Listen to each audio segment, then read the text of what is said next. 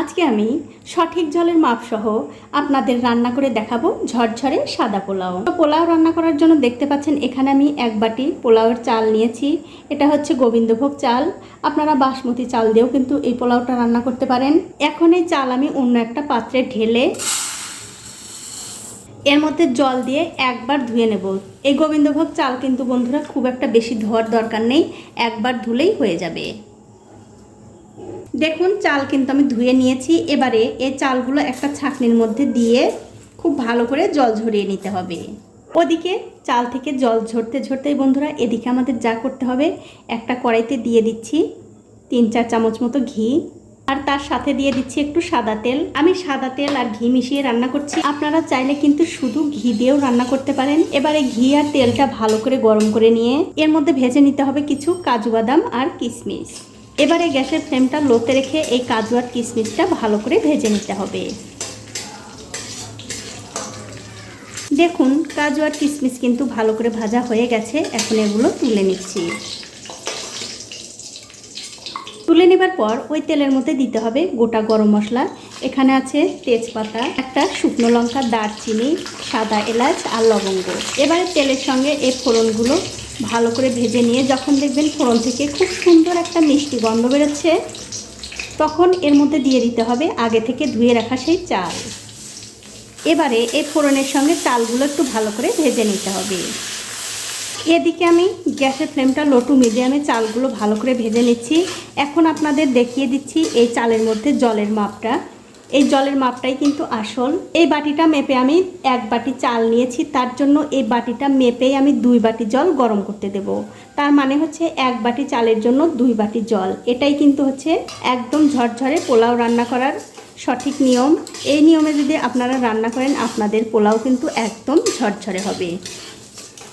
দেখুন 2-3 মিনিট সময় ধরে এই চালগুলো কিন্তু আমি খুব ভালো করে ভেজে নিয়েছি। দেখতেই পাচ্ছেন চালগুলো কিন্তু খুব ভালো করে ভাজা হয়ে গেছে। এবারে গ্যাসের ফ্লেমটা বাড়িয়ে দিয়ে যে জলটা আমি মেপে গরম করে রেখেছিলাম সেই জলটা দিয়ে দেব।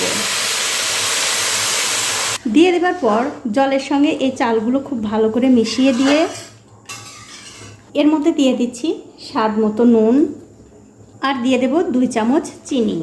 তারপর নুন আর চিনিটা এই পোলাওয়ের সঙ্গে ভালো করে মিশিয়ে দিয়ে গ্যাসের ফ্লেমটা মিডিয়ামে রেখে একটা ঢাকা দিয়ে এই পোলাওটা আমি 15 মিনিট রান্না করে নেব। 15 মিনিটের মাঝে আমি ঢাকাটা একবার তুলে নিচ্ছি। তুলে নিয়ে এই পোলাওটা আমি একটু নাড়াচাড়া করে দেব।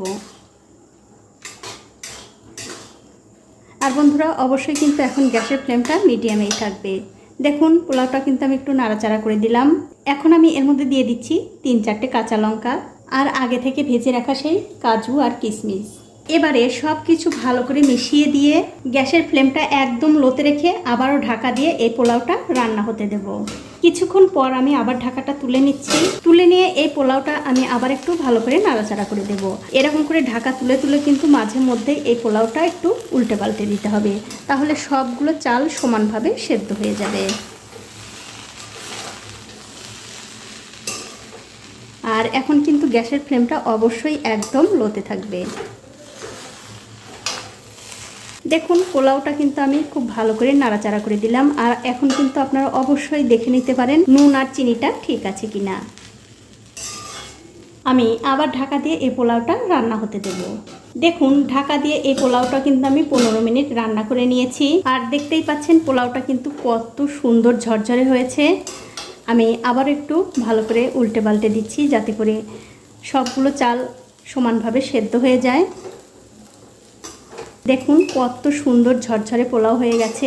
আমি আজকে আপনাদের যেভাবে এই পোলাওটা রান্না করে দেখালাম, ঠিক এইভাবে যদি আপনারাও এই পোলাও রান্না করেন আপনাদের পোলাও কিন্তু এরকমই ঝরঝরে হবে। এখন আপনাদের একটু দেখিয়েও দিচ্ছি চালগুলো কত সুন্দরভাবে সেদ্ধ হয়েছে। দেখুন একদম কিন্তু শক্ত নেই, আবার একদম গলেও যায়নি।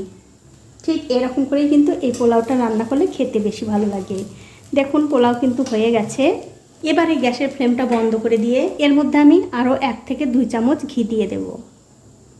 এতে করে খেতে আরও বেশি ভালো লাগবে। তারপর ঘিটা এই পোলাওয়ের সঙ্গে মিশিয়ে দিয়ে আবার ঢাকা দিয়ে 2 মিনিট পরে আমি পরিবেশন করব। তো এই দেখুন বন্ধুরা হয়ে গেছে আমার একদম ঝরঝরে সাদা পোলাও রান্না করা। এইভাবে পোলাও রান্না করে কিন্তু আপনারা পরিবারের সবাই মিলে খেতে পারেন। খেতে কিন্তু দুর্দান্ত হয়। আর তার সাথে যদি থাকে এরকম চিকেন কারি তাহলে তার কথাই নেই। তো বন্ধুরা, আমার আজকের এই ভিডিওটা আপনাদের কেমন লেগেছে? যদি ভালো লেগেই থাকে অবশ্যই একটা লাইক, কমেন্ট আর শেয়ার করতে ভুলবেন না।